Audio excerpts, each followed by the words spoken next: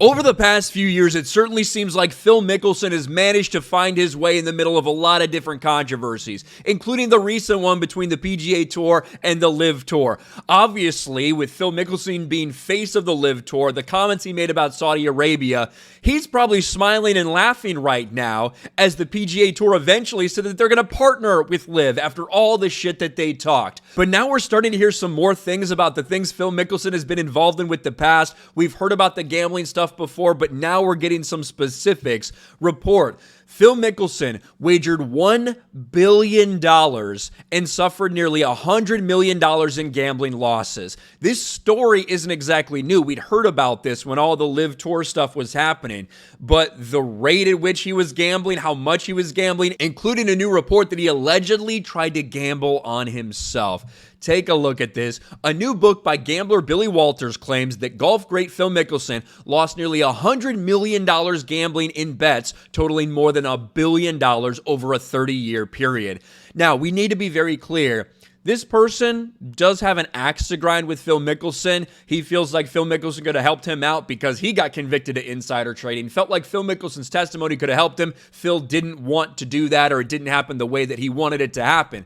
So it's not like this is a dude that just loves Phil and is putting this info out there. He probably does have an axe to grind with Phil Mickelson. In an article published by Golf Digest, Walters, who was convicted of insider trading in 2017 and spent 5 years in prison, details a gambling cooperative that he ran with Mickelson between 2010 and 2014, in which he says Mickelson spent millions and lost millions on football, baseball, basketball, and other sports, both pro and college. Walters also alleges Mickelson wanted to place a stealth bet on a pro golf match in which he himself was playing.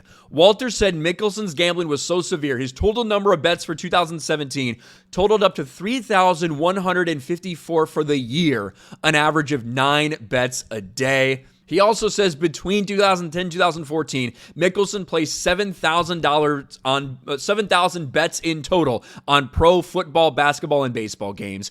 In all, Mickelson reportedly bet more than $1 billion and ended up losing more than $100 million in the process. Now, hey, if everything's above board, Phil Mickelson can gamble as much as he wants. You know what I mean? Now, maybe he's got a problem. That's a lot of fucking money. That's a lot of money to lose, but I mean, if you're betting on other stuff, who really cares at the end of the day? This is where it gets a little bit dicey. The one bet that Walter said was most disturbing was Mickelson's reported attempt to bet on a golf match in which he was playing. In late September 2012, Phil called me from Medina Country Club just outside Chicago, cited the 39th Ryder Cup matches between the U.S. and Europe. He was feeling confident that the American squad was about to reclaim the cup. He was so confident. He asked me to place a $400,000 wager for him on the U.S. team to win. I couldn't believe what I was hearing. Have you lost your fucking mind? Don't you remember what happened to Pete Rose? The former Reds manager was banned from baseball for betting on his own team. You're seen as a modern-day Arnold Palmer, I added. You'd risk all of that for this? I want no part of it. He went on to say he didn't place the bet and that he doesn't know if he went somewhere else to get the bet done, but that he tried to bet on himself and his team in the Ryder Cup. Now, these are just allegations from a guy who is admittedly resentful of Phil because he felt Phil could have come forward and helped him when he got convicted of that insider trading stuff. Phil Mickelson did not do that, and now in this new book, he's making a lot of allegations about Phil Mickelson. The gambling's one thing that might be shocking. It might be like, wow, maybe Phil has a problem there. Maybe there's a reason he wanted all this money from the LIV Tour, which go get your money. I never really cared about that. If he did attempt to bet on himself, that could potentially be an issue. What do you guys think about all this? Let me know in the comments section below. Smash a like button, subscribe to the channel, ring the bell for notifications, share this video out there, and I'll talk to you later.